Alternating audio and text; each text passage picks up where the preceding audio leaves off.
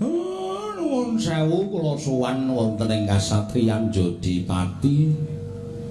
Miturut kabar sing kula tampa, Den sampeyan pun kencan semayan kaliyan ingkang rayi Ndara Janaka ajeng bebesanan. Nuwun sewu ingkang badhe dipun rabekaken sinten? Ingkang badhe dipun wiwaha menika ingkang putra Ndara Antarja, Ndara Gatotkaca napa Ndara Antasena? Ndara kula nyadong dawuh. Garing kok ya isih nang kono iki ngapa to? Sing dinteni apa? Wis kowe iki kono ndang mulih kono. Asem ora. Tak kira nek isih nganggo gara-gara iki was jinyik nang kene Bul. Wis ora kanggo. Sura sang nganggo garing kae, garing kowe wis cukup. Ha iya. Lah ya mau ki ngabari to ya, Tru. Iki ki isih kanggo apa ora tiwas sudah tudut. Bul bareng mlebu Patet Sanga terus Ndara Werkudara rawuh. Nek sire ya arep nganggo gara-garane Ndara Werkudara rawuh ki mengko nek Ndara Werkudara ki boyane kau. Nek awake dhewe gojek, awake dhewe seneng-seneng, wah, pono kawan Duranti utek. Bendarane Sungkawa malah tetembangan jleng modar kabeh. Ning nuruti kowe. Ya wis ora apa-apa. Ajare Ndara Werkudara arep kagungan hajat. Ning embu mula bapak iki nanjike sing arep dirabekke iki Ndara Antarja, Ndara Gatotkaca apa Ndara Antasena. Nek Ndara Antarja kuwi ya wis kagungan garwa, Ndara Gatotkaca wis kagungan garwa. Lah iki incengane mesti Ndara Antasena. Nek Ndara Werkudara mesti bingunge Ndara Antasena kuwi piyai kau. Monggo sing wani karo bapakne iki Ndara Antasena. Nek Ndara Antasena didhawuhi ora gelem, wah ngerkoso malah engko iso bapak karo anak do gelut. Wong kae ora tau wedi karo bapakne. Kae iki kaya mburi iki. Ora tau percaya karo bapakne kaya mburi iki. Monggo kabeh iki do karo bapak iki do kowe kiai, Bapak Semar kowe bini sepuh. Nek Bagong ora tau, kowe ngerti apa Bagong nyeluk Bapak Semar rak ming marmir. Kok ya ora kualat ngono lho, pamboyo ngetokke kekuatanmu men Bagong iki kualat. Kuwi wis ora iso disebdake. Kuwi dudu menungsa ning reca kepanjingan nyawa. Ngomong apa mir kowe? Sendera. Bilang apa kowe? Wis iki Togong ora usah diurus, tak urus. Ngapa aku dinekke reca kepanjingan nyawa? Kan aku ya selalu mesti sosok tata krama karo kowe. Ha ta? Kapan kowe tata krama karo aku? Dek kapan? Akeh tangga teparo kowe teka-teka dilajik. Mir di segara. Apa kaya ngono kuwi sopan? Hah? Mbok yo ngurmati bapakne sithik. Aku ki wong tuamu, aku ki bapakmu. Kok tanpa nganggo tata krama? Ora usah omong mir di sego apa ora mlebu ning mburi panganan kabeh nganti jeblok ketemu aku ki ora tau gresula. Kok sunan saiki. Dinengke kok arep nyelangkrak sak dhuwuring tenggak. Aku ki nek pancen ora tak anggap wong tuamu, ora apa-apa, ning kowe ora usah kurang ajar karo aku. Semar ya kena, Badranaya ya kena. Saron Sari ya kena, tok celuk apa wae kena. Ning aja mir. Tok anggap aku sing nggo ngirengke sepatu, ha. Apa kowe iki? Rasa semaur. Wis nengke wae ku ndak malah geger Ndara Werkudara. Lejar penggalihe, buah pak ditendang. Aku ditendang, kowe ditendang, garing ditendang malah ngrekoso. Kok anggere tok baleni sing marmir-marmir kena ora tak anggap anakku. Ora anggap anakku ya ora apa-apa, Gong. Aja to, Gong, kowe iki rasa semaur. Aku sengit lho. Karo Semar ya ora seneng. Ora seneng kok melu. Atau jak. Sing ngejak sapa? Aku ora tau ngejak karo kowe. Aku nek lunga mesti nolo Gareng Petruk ayo derekno aku. Ha iki nang kene ora adelmu nang kene iki. Anak telu sing disebut jenenge kok mung loro. Hah? Tegese kowe wis ora nganak-anakke aku. Kowe nguwalonke aku, Mir. Ayo. Semar, Semir. Semar, Mir. Semar, Semir. Boyo liyane Semar Badranaya. Mah, aku seneng Semar. Semar ngono kuwi apik kok. Rasa dadak dipiyek-piyekne. Pak Ndara Werku Dara kuwi dilipur. Sajake kok Sungkawa. Wah. Lipur Ndara Werku Dara iki arep nganggo apa? Panjenengane ora tau seneng-seneng, panjenengane ora tau rupian-rupian. Mengko nek malah kleru. Bagong kuwi sing biasane sok wani karo Ndara-ndara. Kene. Kaya ngono kok. Pamomong. Kaya ngono kok. Apa sih? Sing tukang ngayomi. Lah mung ngayomi nek ditakon. Nek ana kanan kaya ngene iki sapa sing tanggung jawab? Meng aku ta? Mundur. Mundur. Bapak iki diketak Bagong ya wedi. Mangsane ora. Arep apa, Gong? Menengo rasa cerewet. Ki bagi aku ki lho kok. Malang kerik barang. Menengo ta? Gus. Wah, didudak ndasmu modar kowe ora. Gus. Kula tak takon. Saniki kula tak takon. Sakabehing masalah. Sakabehing perkara niku nuwun sewu, apa ming rampung dienggo meneng? Heeh. Dienggo Sungkawa, dienggo sedhik. Apa? Lapokmu kapan kowe? Iki apa sing marahi? Watuk kok sing marahi aku? Mangkel aku. Apa mung cukup dienggo Sungkawa, apa mung cukup dienggo sedhik kula tak takon. Kabeh iki ora cukup dienggo Sungkawa, kabeh ora cukup dienggo sedhik. Panjenengan ajeng ngrabekke atmaja panjenengan. Inggih menika setunggaling antaraning tiga. Ndara Wangsareja, Antarja, Ndara Gatotkaca karo Ndara Antasena. Sampeyan wis dadi wong tuwa tenan. Tegese putra loro wis rabi, kari siji dirabekke wis mentas. Terus saiki aku tak takon karo sampeyan, sedhe niku sing disedhi apa? Hah? Arepe wo? Apa piye? Ora diragat. Ya ngono ha. Sampeyan iku satriya lho. Nek carane mung meneng bae ngene iki nyepelekke karo Panakawan. Umure tuwa Panakawan tinimbale sampeyan. Panakawan wis do tekan kene, Semar wis blegek-gugek sadulita lit. Kok sampeyan isih meneng mawon, Gareng disepelekke, Petruk disepelekke. Ape meneh ngono kuwi? Bagong aja kurang ajar. Aku kok sik deg-degan. Ngono ndaramu nesu piye? Rasa cerewet ngono wae. Hah? Ape ngono kuwi? Ya wis, nek rumangsamu apik, menengo terus. Menengo terus. Rasa omongan. Rasa nganggep iki wong. Dianggep bae iki patung sing ora iso dijak guneman. Ngopo kaya ngono? Satriya Digdaya Sekti Mandrakuna Jayang Palugon komen perkara ngrabekke anake kok susah, sedih. Ora jumbo karo kahanan. Ngerti ora rene aku nek carane kaya ngene. Mbok dolan nang pasar malah entuk kanca pirang-pirang rene dibot-boti kok mung dinengke wae sak penake dhewe. Ora ana wong dikepruk ndase. Deloken wae nek ora percaya. Aku malah tratapan yoga kuwi ngono kuwi. Rasa gila. Gunane apa dhewe wedi nek dinengke ngene iki? Ora ngajeni karo pakaryane wong cilik, ora ngajeni karo pakaryane batur, ora ngajeni karo pakaryane apa jenenge? Panakawan. Anggepe ora. Gedene semono dimong kok saiki bareng wis gedhe kok nyepelekke wong tuwa. Ngopo? Wah.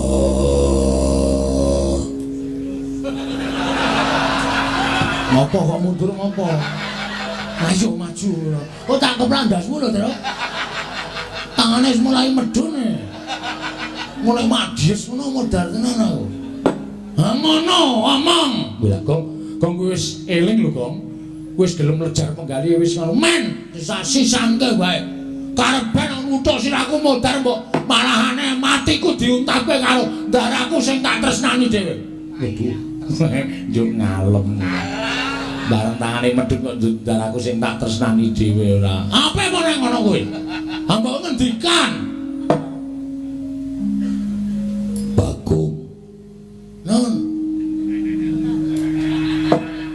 Maju rene. Kula tak teng mriki mawon. Adi mundur to, Men.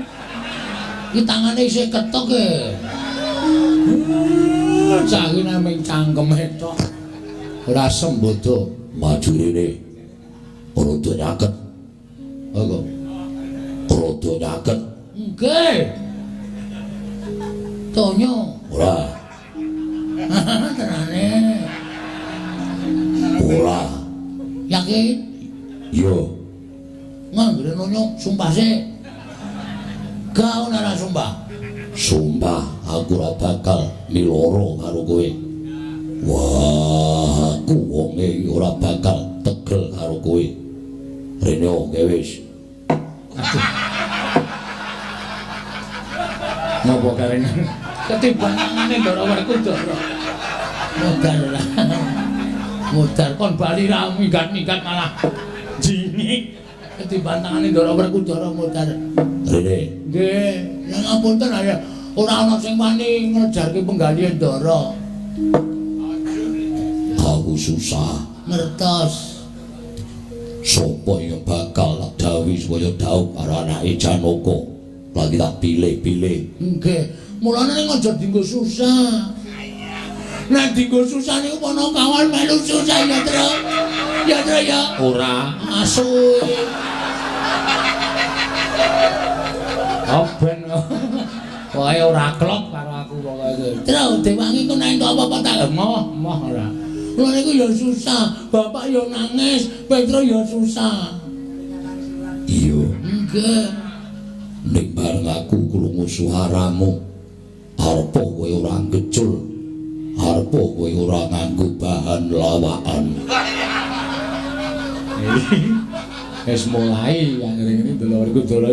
Neneng ati marai seneng. Nggih. Marai aku ilang susahe. Nggih. Aku iki ana dhuwit 500 tampanono. Apa to? Aku ki wonge ora blereng bondo donya. Ning iki tak paringi mboten. Yakin sumpah. Tak gawake pokok, tak gawane dhewe. Lah kowe mong apa iki menggo acting e? Tambani ora. Kula niku mboten wonten niku carane Ndara. Kula mau napa sing kula lakoni niku mligi nindakake kewajiban. Nek meng terus dituku nganggo dhuwit, mengke terus meng tuman. Kula pendak-pendak ngadem Ndara Werkudara, mesti mengke terus meng njaluk dhuwit. Elek kula teng mriku niku, mula kula nek diparingi mesti ora tau gelem. Mpun nabun kaya ngenti. Yo aduh. Napa kok diblerek nganggo kuku Pancanaka e? Tambani ora. Tambani ora. Nek ora ya wis. Ora dadi ngopo. Sik to. Sampeyan ya tegel ora ngekeke tenan. Wah. Weh. Aduh. Tru. Dasku Tru. Lah piye? Tukono counterfeit. Oh iya. Sing dingin ya Tru larang kae Gong. Terus saged to? Ora masalah. Oh iya. Wah, jan malah Ndara iki ngeplak Bagong barang dadak golek counterfeitnya wis kejakalno. Tuliske. Tuliske Tru? Iya. Semi. Delok. Iki Ngandel ora. Kowe iki mesti ngono kuwi ya, Tru. Counterpin. Iki ra tulisane oleskan sebelum dipakai. Ki nek nganti bumbunanku mencelat ngono. Antel sirahmu. Anane salep iki kok ya iki ya. Nih, dadak loro nih. Ya tambane. Lho, pinten? 500. Wah, berarti 650. Salepe 150 e.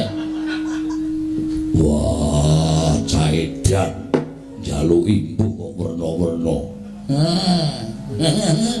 Didum. Didum sing adil. Karo dulur-dulure bapakmu ngiwenehi. Mel. Kentuk dit Kondoro 75. Diagong wong kene kono iki Semar iki dianggep budhek apa piye? Wis ben. Wis dosane men disandang. Tak sandange. Men dosa ya. Kulino aku men. Piye terus piye? 75. Kowe kan ngekake kowe selawe didum wong 3. Ya. Ah, ya wis tak trimo ya, Kong. Heeh. Reng, njaluk ora? Njaluk no. Oh, tombo sirah ketiban tangane Ndara e. Petro iki eneng dhuwit 5.000. Yo lah turun ngene kok. Mulane anake ya kaya ngono kelakuane. Tambani. Ayo tambani. Sah. Mau ditumpang loro. Njaluk ora reng, njaluk no. Ki ana dik 1000. Wis terserah sak paringmu. Wah, kari dhewe iki wis. Lho, kok nggawa loro? 500-an loro. Oh iya wis. Es njaluk dhewe ya. Dara. Oh. Bagong diparingi kok kula mboten ta Ndara, penyanyi kok pilih kasih. Wah. Kare Wonten dawuh. Aku gelem menehi kowe dhuwit luwih saka Bagong. Nggih. Wah, ning matamu gantinen sih. Diganti napa? Gantinen neker. Kelereng. Mengko rak saya apik. Apa wene ana rating Honda 70. Sing ngomong Bagong. Sing muni rating cangkemmu ha. Matane kakane kaya rating. Puas kowe. Nyakit, ora njaluk ora apa-apa. Gusti Maha Adil mesti bakal maringi karo umate. Waduh. Kula namung komandan kali dosa. Wah, Bagong. Semar mau wenehi 20. Semar iku nek nyekel ditoke-oke sok tiba. Matane wis matamu karo wong tuwa kok anu mripate wis lamur. Niku asline kula paringi 300 ning kula betake. Dhek mung butuh tuku tes ya, Man. Apa? Tes. Tes ki apa? Kuwi lho sing wedang dikai lho. Tes dengkulmu mlotot. Niku kula kei 20 iso tanduk ping 4. Ya, Mas ya. Mengko kula kei 300. Mar. Mengko nek Bagong goro wadulo karo aku.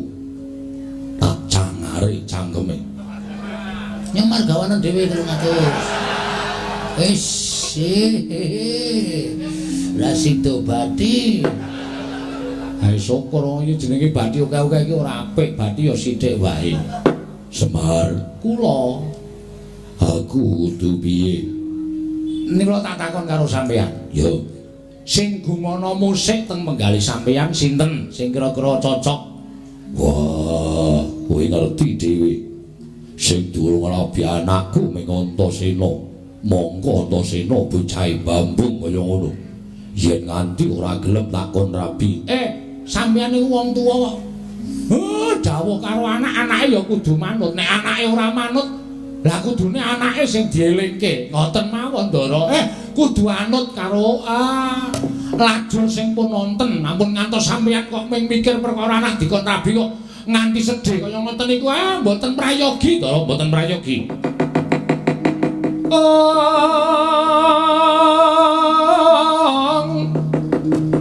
Permana remangos wamya ngambrang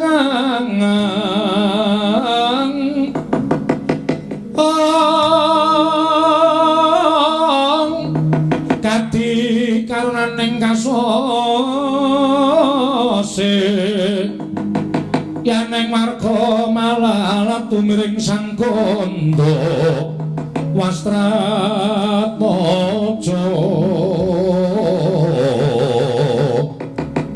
Gromlong lalu mangulati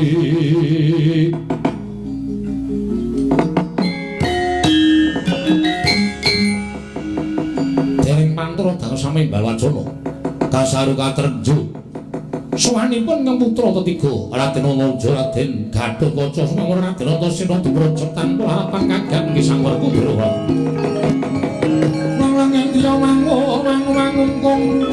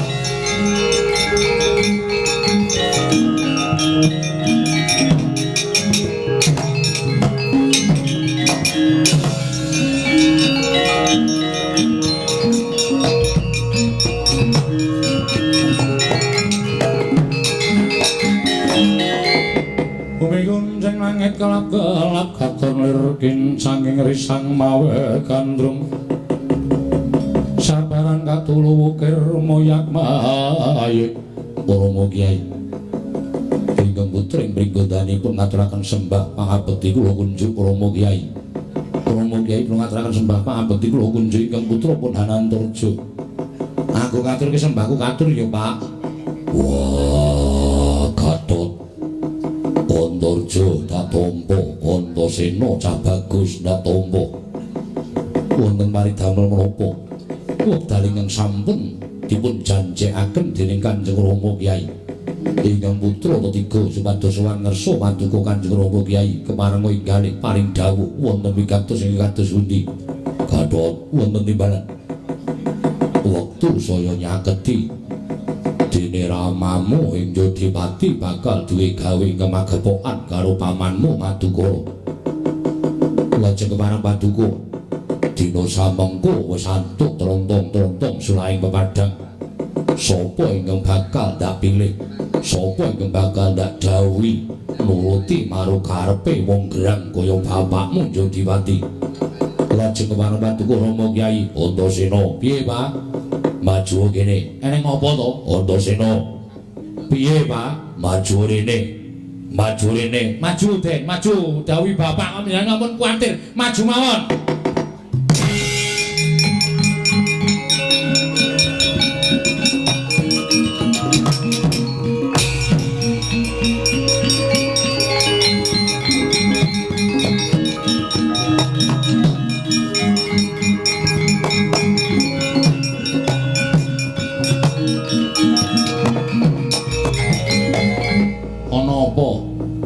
Kok katon wigati kowe tak critani. Aku tau tate kencan semayan karo Janaka. Kowe ngerti anake pamanmu Madukara. Ya kuwi anakku Janakawati.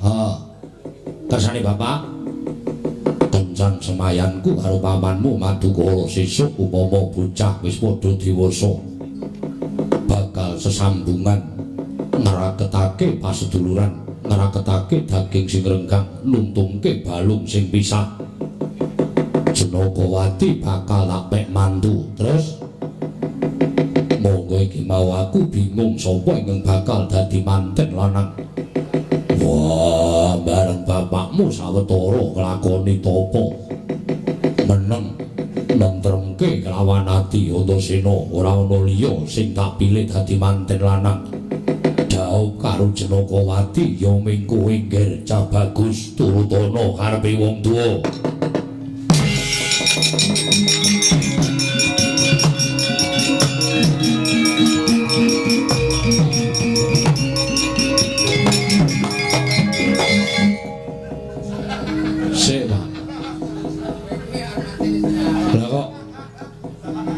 Bapak paring pangandikan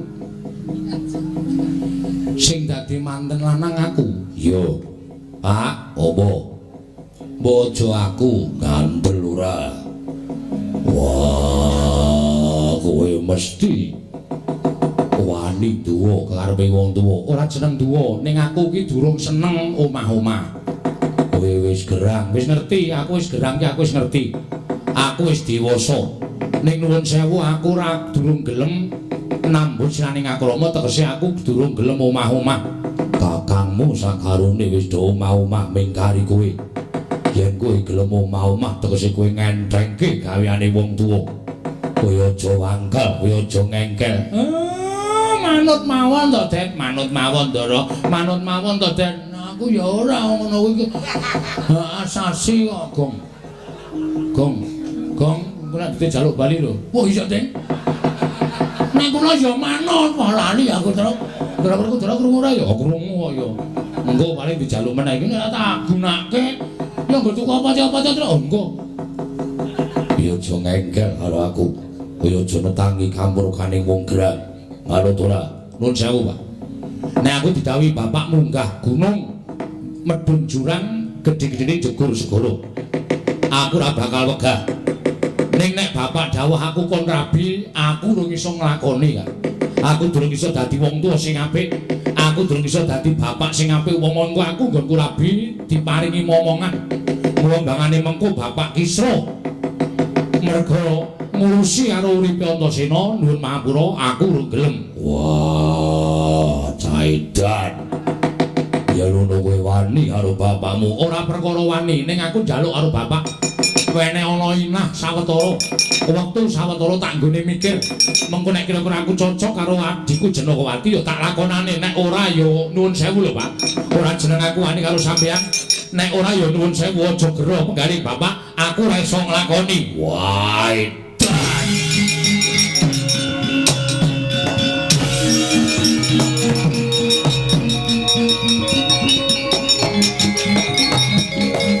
Kakang Mas, Kanjeng Rama duka karo Dimas Antasena.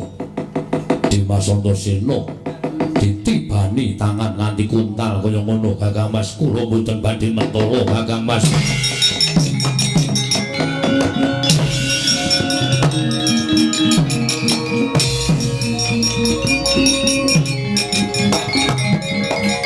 tak bedhek ket mau.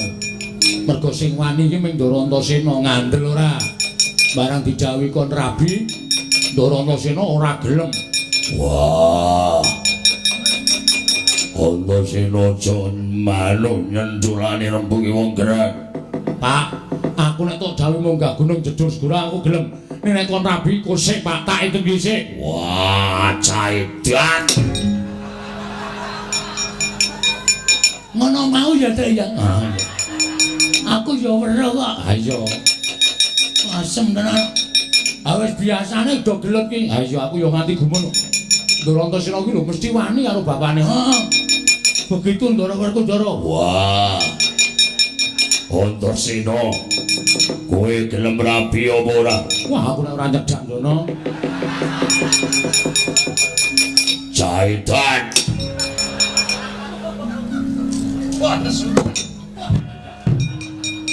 Ora indo tak pinalti raine. Penyakit ora. Menungso Den sabar Ndara. Kaya ngoten Den.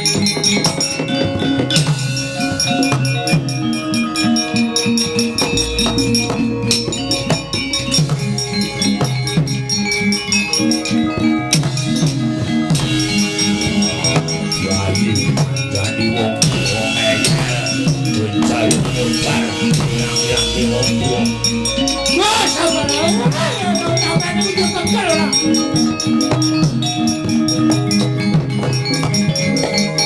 Wah, ben patenane. Kuwi anak ora manut karo wong tuwa. Sing dikon rabi ora gelem iki lho. Wah, jujure kaya anak-anakku dhewe. Sabar. Sabar. Wah, malah getak. Kowe ngerti ora? Iki sapa iki? Getak-getak barang iki. Iki Ndara Werkudara, bendaramu. Ndara Antasena ya anake, arep dijur, arep diluluh. Kuwi anake Ndara Werkudara. Sakarepe sabar-sabar ora. Sadar ora kowe? Semanggaran. Sah. Bales aku kowe. Nganti lho sah ora. Wah, Ning nika Engkang Putra. Nek wonten napa-napa cilik lara gedhe tekaning pati sampean sing getun. wah, ora arep gedul.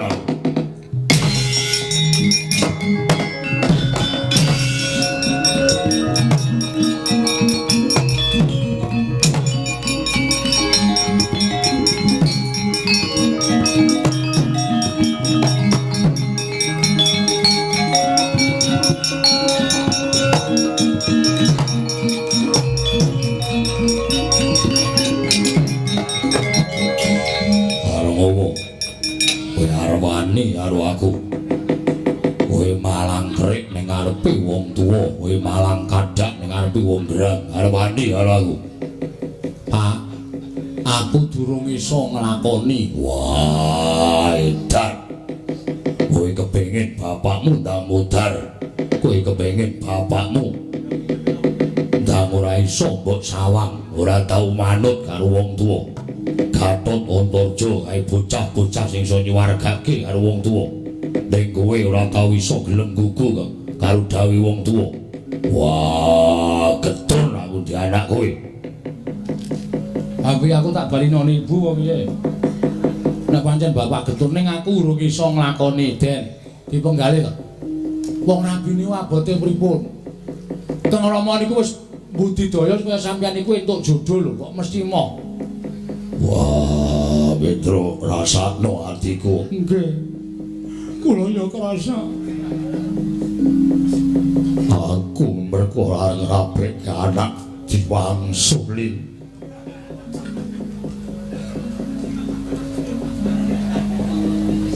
Ngopo kok tak culuk matamu? Lu nganti omonge wis didhisiki. Wis ora. Wah, ayo kaki. Saiki kowe tak tutke ning Madukara. Perkara mengko rasamu ora gathuk karo Jenakawati. Ya wis ora apa-apa sing baku bapakmu iso ngetokake karo pamanmu Janaka yen rembugan iki rembugan tuwa, ora rembugane wong cepete. Nggih, nderek mawon. Mengke tekan Madukara niku terus nyawang calone temanten putri terus ati sampean pripun? Wah, cocok iki. Cocok aku. Ngono. Terus langsung rabi, mau ngonten tok kok. Ngoten. Lha niku nek karo Petro nek milih ya ngoten niku. Petro cocok aku, Petro ora cocok aku cocok tetep kudu cocok. Ya aku sok muni aku ora cocok e. Ning aku cocok e kae bae.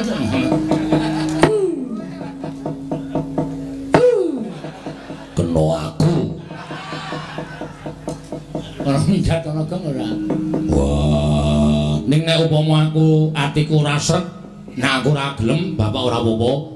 sing wigati tekan Madukara sih. Nek nggo atiku srek aku tak matur apa manane. Nek atiku ora srek, bapak ora gelah penggali. Ora. Wah, durung dilakoni wis cerewet. Nek ngono aku manut, Pak. Nek ngono aku manut. Nek kira-kira aku srek karo manten wedok, tak lakonane. Nek ora, nyuwun pangampura. Yo, ayo tekan Madukara. Yo, Pak. Kula dereng gitu. Yo, para kawan kabeh padha melu.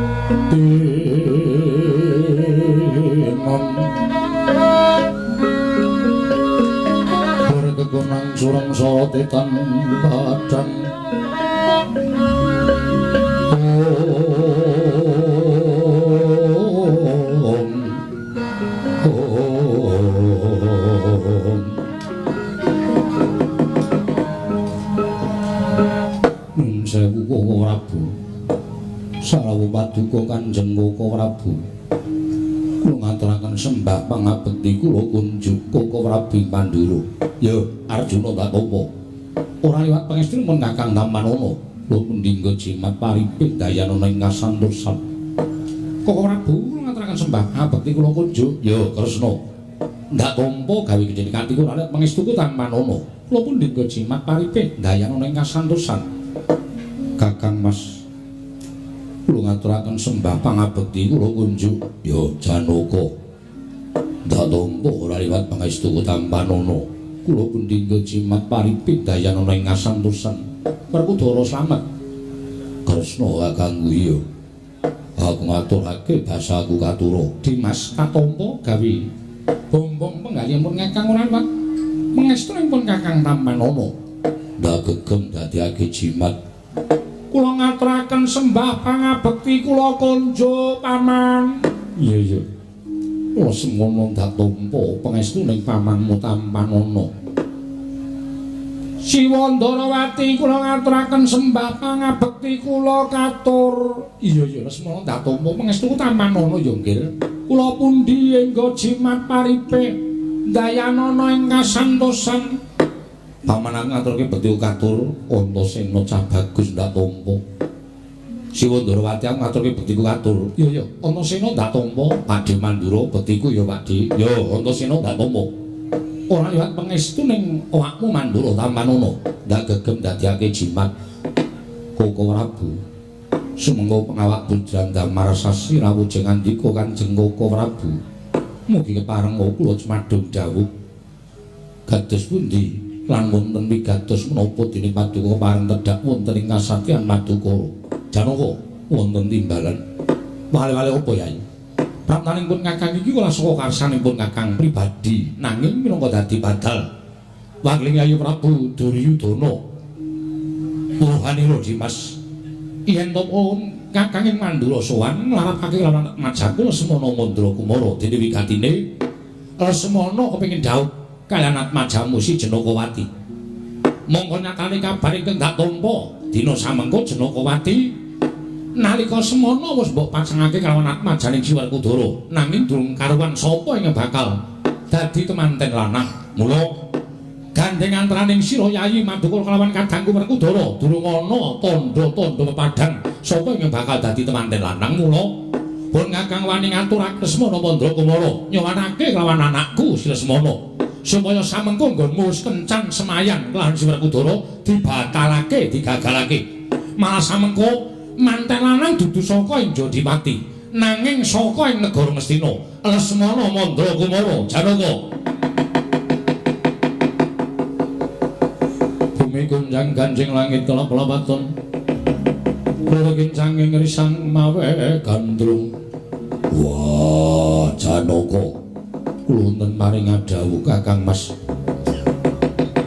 prataku ning kasatyan Madukara nglarapake karo anakmu si Antasena ingkang sayekti wis sagu bakal dadi calon manten lanang dadi wektu dina iki nggonmu kencan semayan karo Werkudara wis lakon lan wis dadi mula aja nganti mbok owahi mula aja nganti mbok owahi nggonmu wis kencan karo kadangmu tuwa Jodipati iki anakku Antasena ingkang bakal tak dhawuhake karo anakmu si Janakawati kose Werkudara hawa nadyan si Adi wis nganti manten lanang nanging si Adi rumangsanana yen to praptamu karo aku ning kasatyan Madukara luwih dhisik Baladewa tinimbang Werkudara mula nadyan anan Atmajamu dipasangake karo anake si Janaka nanging praptane Lesmana luwih dhisik mula Janaka kudu metung perkara iki aja mung sakepenake dhewe nyisihke karo calon manten Ngastina nanging kowe ngukup calon manten Jodipati tegese kowe ora adil tegese kowe ora adil Janaka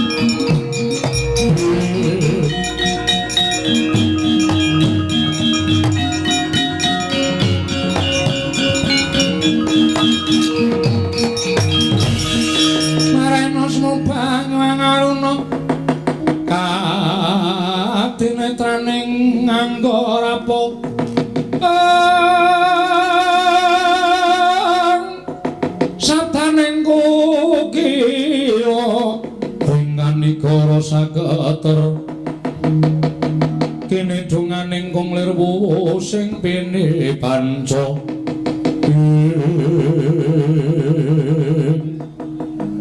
anak lanang marang Garuda ingkang sowan kula nyabyantung Paduka Paman kula ngaturaken sembah pangabekti kula kunjuk Paman iya tak tampa samba lho iki kaya samba nuwun sewu Kanjeng Rama kula ngaturaken sembah pangabekti kula kunjuk iya tak tampa cah bagus pangestunipun Rama Tampanono lha kok dadi kowe bareng karo kadangmu tuwa ing Traju Tresna Rama seminten kalepatanipun ingkang putra Tadah Wadana mugi sak mangke malah langkung prayogi menawi Kanjeng Rama mangertos dhateng lampanipun lelakon apa Stijo nalika semanten kula nampi sowanipun kadang kula tarun ing marang Garuda pun Yayi Samba piyambakipun kepengin saged amengku garwa dhateng atmajanipun Paman Madukara inggih menika pun Yayi Janakawati nanging sajaipun badhe munjul aturna Paduka Kanjeng Rama kadang kula pun Nyai Samba menika ajrih menawi nampi dukanipun Kanjeng Rama tumunten sowan dhateng negaring Traju Trisna lan kula ingkang minangka dados wakilipun Kanjeng Rama kula ingkang sakmangke badhe nyuwun supados Paman Janaka maringaken pun Nyai Janakawati kaparingaken dhateng kadang kula pun Samba Wisnubrata badhe winengku garwa Kanjeng Rama.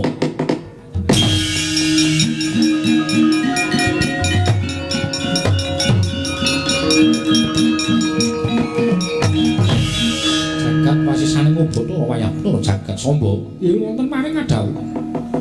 Lah kok dadi kowe ora karen karo wong tuamu, malah semune kowe ora percaya karo wong tuamu. Ing mesine kowe kepengin dhaup mengku sawijining putri mono kudu nyuwun pangestu karo wong tuwa. Ning wong tuwa mbok telapake. Malah kowe matur karo kadangmu Werda, ya kuwi anak Gusti Jaba Manara Kasura. Samba gegayuhan apa wae iki ora entuk pangestu ning wong tuwa digayu tuna dirangsang bakal luput titenono.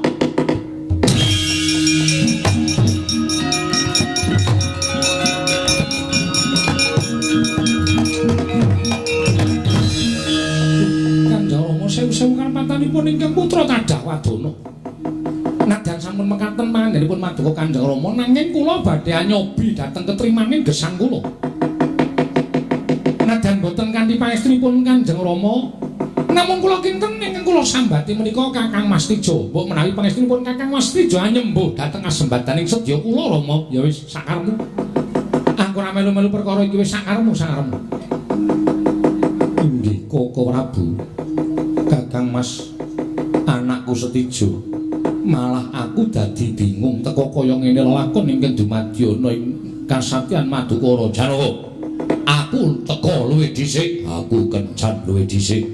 Nyuwun sewu, paman menapa iki paduka paman badhe negaken dhateng putra pun Setijo. Dene samangke kula sampun sowan minangka dados wakilipun Kanjeng Rama Prabu Ndarawati. Sampun mekaten panggenipun Kanjeng Rama Prabu Ndarawati kula aturi welas dhateng ingkang rayi pun Samba ingkang putra pun Samba Wisnubrata. Samangke supados kadhawuhaken kalipun Janakawati.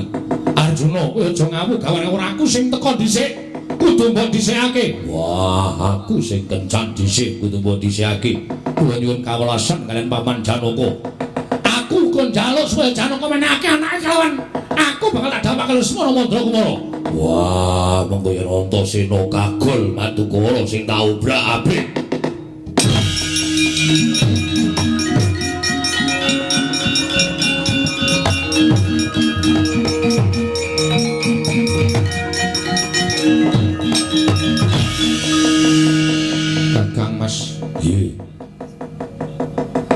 Paduka ingkang sampun kencan semayan kaliyan ingkang rayi.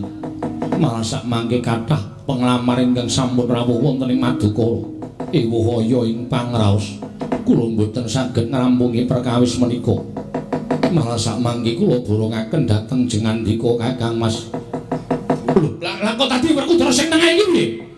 Kakang Mas Jodipati ingkang kula pitados Koko Prabu kula nyuwun pangapunten. Ya, aku trima. Ning Werkudara ya kudu adil ngrampungi perkara iki, aja mbanci ndek banjladan. Wah, Werkudara kuwi nggone wong wutuh apa anane. Yen pancen aku kudu nglakoni sarta ingkang mutusi perkara iki, Janaka tak tampa apa sing dadi aturmu. Baladewa kakangku. Setijo kabeh padha nggawa manten lanang. Wah, yen manut karo Werkudara ya kudu dirampungi kanthi carane wong lanang, carane wong satriya. Carane satriya piye? Manten telu didu. Manten telu didu piye? Didu sapa sing menang ngukup Janakawati. Lah nek antarane Lesmana karo Antasena ya ora imbang. Wah, perkarane ora perkara imbang karo ora mengkari wani apa ora. Yen ora wani mantenmu ganen bali ngono. Ora kanggo nang kene. Nanging sapa sing wani ayo ditandingke? Ditandingke Lesmana, Samba, Antasena. Sapa sing unggul ngukup para Janakawati? Werkudara, aku sarujuk.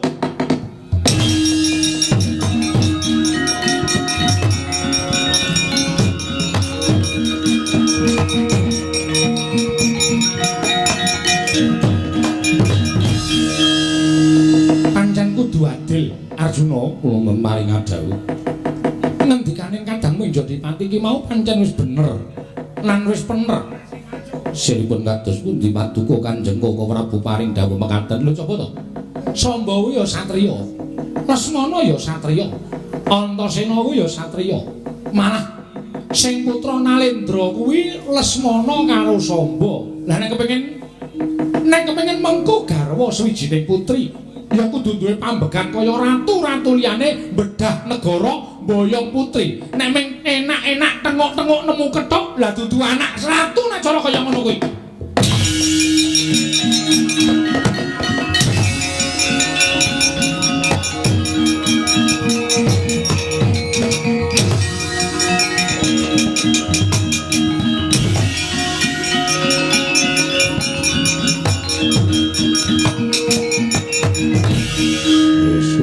Mendak saka papanmu Jarawa.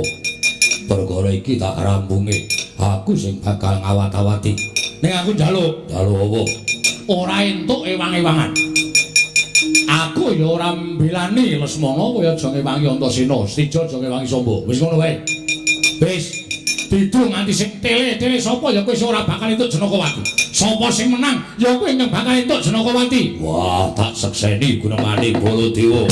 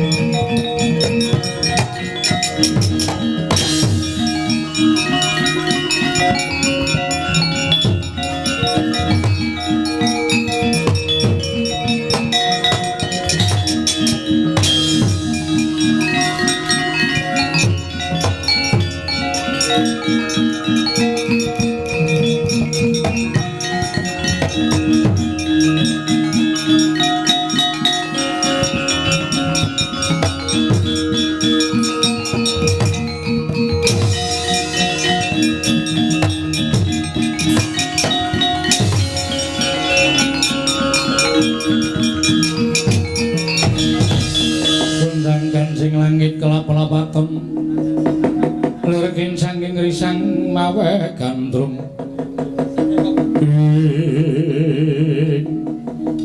Lesmana kowe ngalau. Kowe putra Nalendra Mestina, tak kira kowe nggayuh putri angel mijet wae ngranti suwe banyu sinaring.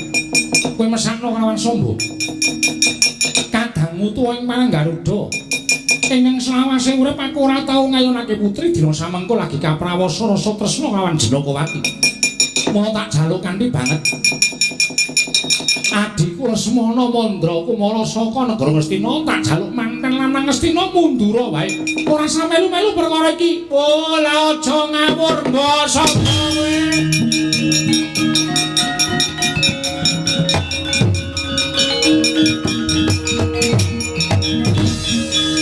Gong rene ya. Delok wong arep gelut, Gong. Aku lagi nyaron. Nyaron luntar klandil ngono kok. Sing meneng. Alon-alon bae ya terus mbah. Alon-alon iki kaya ora kecekel rasane. Tak toi pecahin dodo muncrating ludira. Wah, lakon penjangkamu kowe Lesmana. Oh,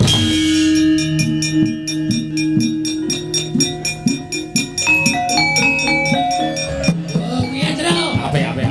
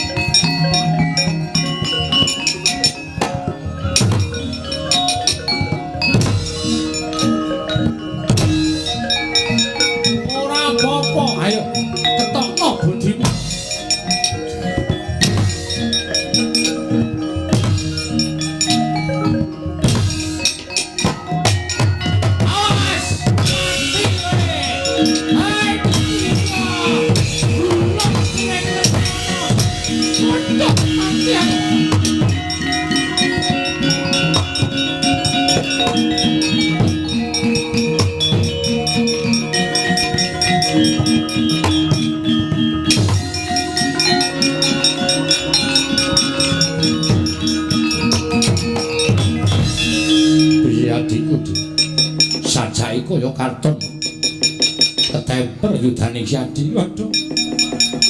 Kula menika slaminipun gesang menika dereng nate.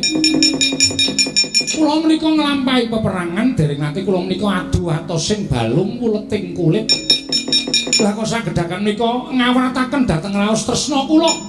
Kemuntun kula kedah perang tanding kaliyan pun Lesmana Mandra Kumara Kakang Mas. Kakang Mas kula nyuwun sabiyantu. Kegiatan kula sampun telas, napas kula mboten kiyat menawi kedah perang dangu-dangu kaliyan Lesmana Mandra Kumara. Yai. Wis dadi gumulung ing rembug ora entuk ewang-ewangan jroning perang tanding iki. Mulih Syadi kalah. Ora usah dadak duwe kekarepan sing nerak saka bebener. Yen kalah diakoni kalah kuwi luwih satriya. Bali sesuk mangsa kala tak gayuke meneh yen pancen Syadi kepengin dhaup karo suwijining putri. Kakang Mas, wis ora usah digelani so bali-bali.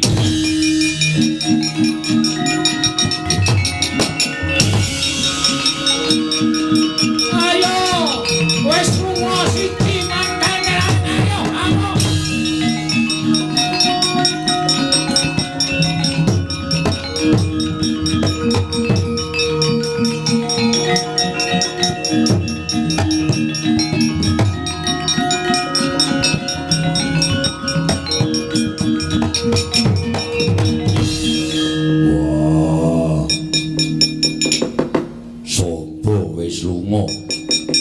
Kalah karo Lesmana klilipe ming kari siji.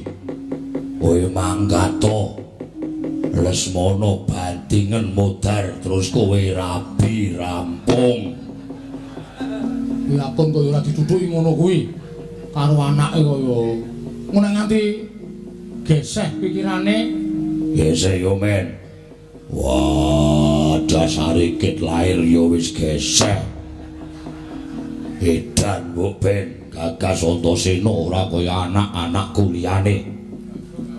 Ning janjane sampean malah salah lho, Pak. Salah piye? Nek aku anake bapak ki pancen tus anakmu tenan. Bapak ora iso ndodok, aku ora iso ndodok. Bapak ora iso basa, aku ora iso basa. Bapak duwe kuku, ra ketang cendhek aku yo duwe. Ki tegese aku anakmu tenan. Ning saiki sing perlu tok perhatikan. Sing perlu tok teliti malah Kakang Garukaca Kakang Antarja kae. Werkudara ora iso ndodok, ora iso basa kok anake do sopan-sopan. Itu malah perlu dipertanyakan. Wah, aku kok cocok to? Ning tenan lho, Tru. Ah iya. Anake mesti turun karo wong tuane. Mesti. Anakku kae matane gede-gede kaya aku. Cangkeme ya ombo-ombo. Nek Ndara Antasena putrane Ndara Werkudara ki rasa dadak do ditakoni, mlaku barenge wis ketok. Weh, Ndara Werkudara karo putrane padha-padha ra iso ndodok, ra iso basa. Heeh. Nek Ndara Werkudara kok kaya duwe anak kaya Ndara Janaka alus. Itu perlu dipertanyakan. Ora? Mungel langgam sesi demang. Udus. Kok gak Ndara Arimbi ya, Tru? Mbok melu-melu ora. Oh, Bagong kuwi kaya ngono kok. Mangkat. Nun, Mangkat. mangkat piye? Lesmana dikalahke. Ayo menyang. Nek melu semono ae jare aku ane lho. Terus Nah, aku sing mangkat pripun, Ndara? ora. Kula sing mangkat Lesmana tak ajar. Kula sing rapian lho jenenge. Wah, Bagong mesti ngalut yen ana wong wedok. Mek karo kowe sek-sek delo mawon. Lesmana, Kakang Lesmana mulih ora? Ora mulih. But modal. Pun wonten mawon gesek-gesek. Enggak, niki sing perjalanan sedina. Mengke sore isih Bagong ten mriko ngono ora tekan wektune. Mangkat yo, Pak. Sing hati-hati aja kaya bocah cilik. Ya lho pangestu. Yo, sing hati-hati. Ora menang karo Lesmana mulih rene tak gecek ndasmu. Yo.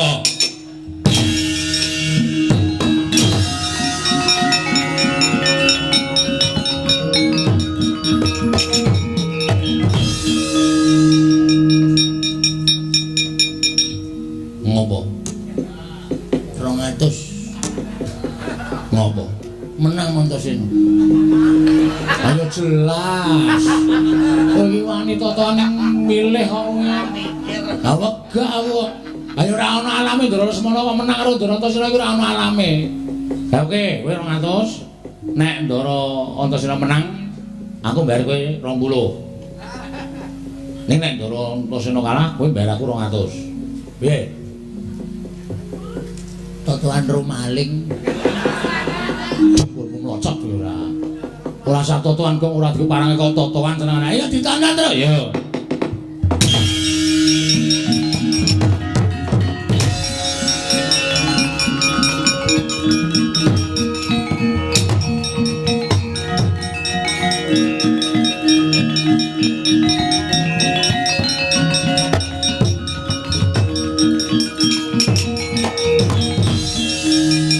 Antasena. Oh, Mas. Mas Lesmana aku Adimu Antasena. Mbok kowe golek wong wedok liyane. Jenakawati tak peke. Kowe njaluk ijol wong wedok pira, mengko tak menehke karo kowe ning Jenakawati dadi tarbeng Lesmana. Nek jane aku ora ndikarep rabi karo adhiku Jenakawati. Lah nek ora ndikarep ya asah perang. Ning bapakku nek nganti aku engko ora nyendikani dawuh bapak, muring-muring bapak. Lah nek ngono kowe lek rabi ora duwe gegaran rasa tresna. Wong rabi ora gegaran rasa tresna ming manut karo wong tuwa kuwi ora becik, ora apik. Kowe ngalah. Aku ora arep ngalah. Tak antepi. Nek nganti aku nyolani rembuke bapak, aku ora iso nyuwargake wong tuaku. Aku wis ora iso basa, ora iso tata krama, ming dawuh kon rabi kok gemang. Mengko ndak aku dadi bocah sing dosa. Alah, pret. Sok resik kowe. Ayo kowe ngalah. Aku ora ngalah. Nek ora ngalah kalah Lesmana Mandra Kumara mati dening aku. Wah, montar aku. Ayo.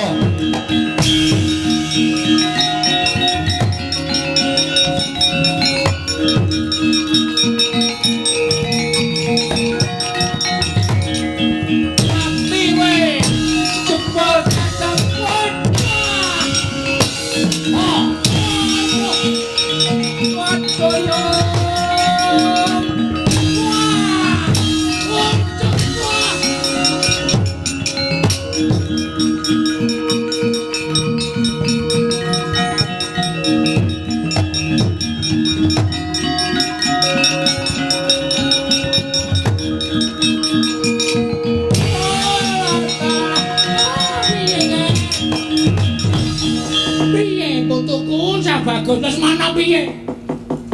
Remo piye? Sombo kalah kalih kula merga dianakke sayembara perang. Ning bareng sing pungkasan mungsuh kula Antasena. Kalah gagah, kalah ampuh, kalah digdaya. Oh, lha apa ora kelakon dawuh karo Jenakawati Lesmana? Apa ora kelakon dawuh karo Jenakawati? Nek aku wong tresna kuwi totoane nyawa. Aja mati-mati kowe kalah yen durung tekaning mati. Ya modar tenan. Mungsuh Antasena kok arep dipeng-pengke iki terus nuwun sewu. Gempon yang kula nglenggana. Loh, nglenggana piye? Kula mboten dhaup kalih Jenakawati mboten apa-napa pun. Kula pupus katresnan kula. Lah terus rabi karo sapa?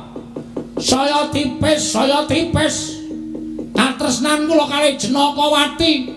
Saploke mangkat teng Madukara kula mampir tuku bakso, bakule bakso lumayan. Pun kula tak nelateni kalih bakul bakso nika mawon tenan. Wah, ora sembodo.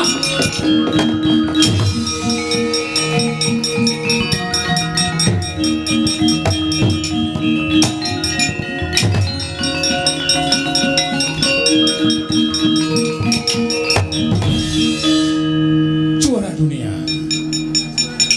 Seneng lho.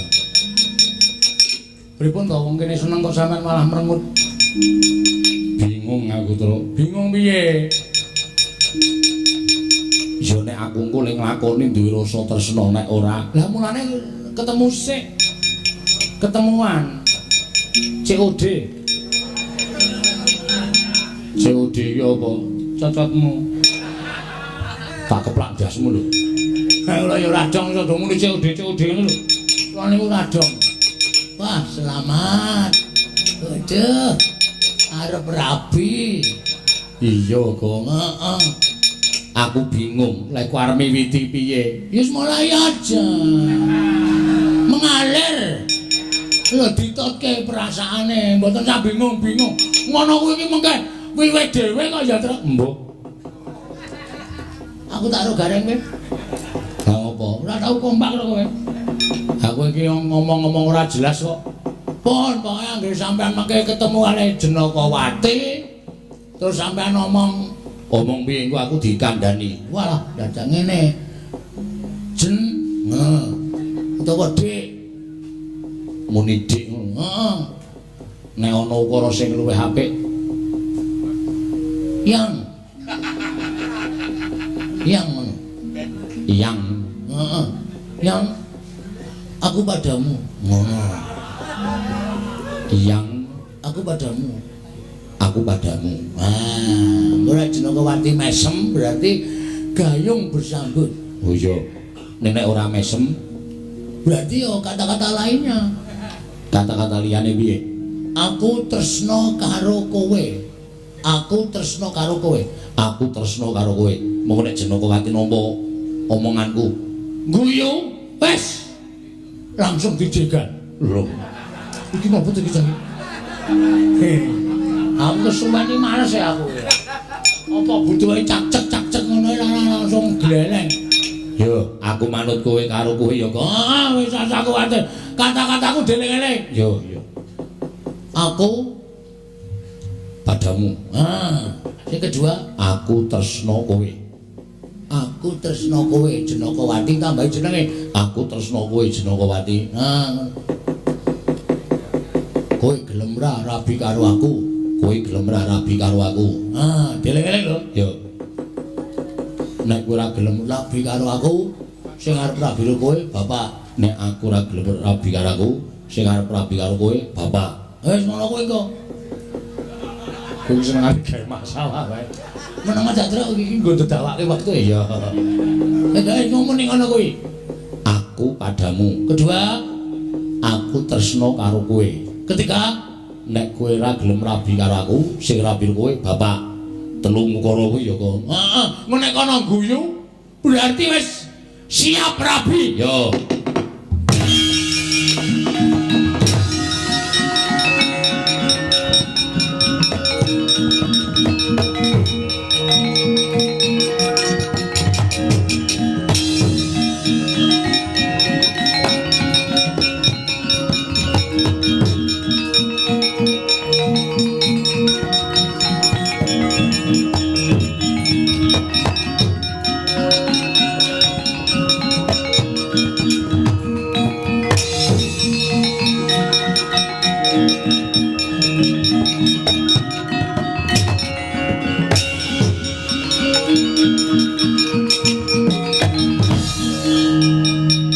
Antasena, piye wale? Iki anakku Jenakawati, Surak Mawurahan. Ingkang bisa unggul ana ing sayembara perang. Mung anakku Antasena. Mula anakku Jenakawati tak pasrahke karo kowe. Jenakawati. Kula Kakang Mas, aku padamu. Piye to? Wis beres. Mesem mboten? Durung. Kalimat kedua. Keluarkan. Jenakawati. Kula Kakang Mas, aku tresno karo kowe. Mesem mboten? Ora iku. Kalimat ketiga. Sik tak lunga sik. Ora ra lunga ya cilok. Nek kowe ora gelem rabi karo aku, sing rabi karo kowe bapak. Ngopo Pak? Wah, kok ngono. Bagong sing ngandani. Wah. Pedro, Nun. Aku ya, Gong. Ayo kono. Wonten dawuh. bagone ndi? Oh, diar. Weh, Gong, kuwi pite sapa nggo ngopi tado banget. Sampai jumpa.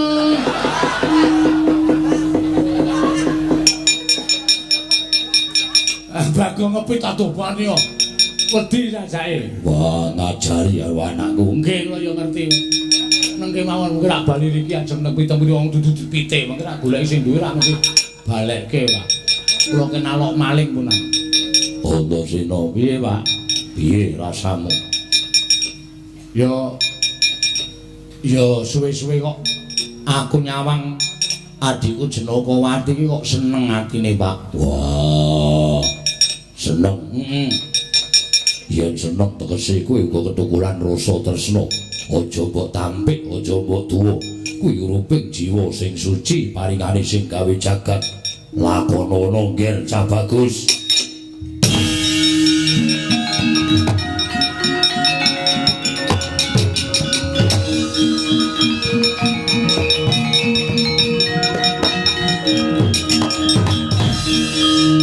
Janaka Kula wonten maringan dawuh Kakang. wah, dina iki wis disekseni. Anakmu Jenokawati dadi bojone anakku Antasena. Mugi-mugi tansah atut runtut dumugi kaken-kaken inden-inden saha kebak ing kabagyan Kakang Mas. Wah, yo. Panos maneh kakarat sutane kawule blesanan menungso ora tatanan agem wae iya kene aku menungso ora tatanan matane kaya ngendi ana ratu ngadeg tabrak nganggo wit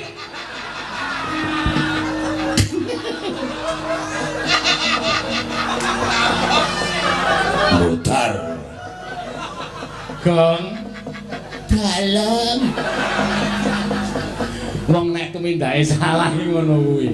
Kowe aja-aja Indra Antasena kok ngomong kaya ngono ae. Terus kowe arep mlayu saka kasunyatan nyaut pite wong kok nggo pit kok iso nabrak. Aku iki ngematke kowe noleh memburi ta, Tru? Ora ngerti nek Ndara ora diwali nang ngarepku grubrak. Menungso aku ora tuh tabrak nggo pit. Ya ngapunten mboten ngerti. Mboten sengaja, ora sengaja. Bane mlebu tengah-tengah sikil. Mak cekluk kena lampu. Dian. Nganti ngulas aku le ngambek. Mbok sesuk meneh ora aneh-aneh. Lah niku ngapunten. Nanti kok ngijori sing depit. Rodane dekok. Rodha kok dekok. Anu apa pelek? Ayo rusak ora karo-karuan iki. Wis menikahe arep ameng lucu kok tombok. Ayo saking dene kowe iki ora. Janaka wonten dawuh. Antasena dadi bojone Jenokawati. Inggih Koko Prabu. Kula suwun paduka Kanjeng Koko Prabu mangesta nana dhateng Kang putra pun Jenokawati lan Antasena. Samangke perkawis Lesmana Mandra Kumara kula kinten. Mbok menawi sadèrèng titi mangsanipun pikantuk judu kula nyuwun pangapunten ya ora dadi ngopo. Ning lelananipun Kakang manunggal ning kasatya Madukara. Maringi pangestu karo anakku Si Antasena Putra Si Jenokawati. Kula sumanggaken paduka Kanjeng Koko.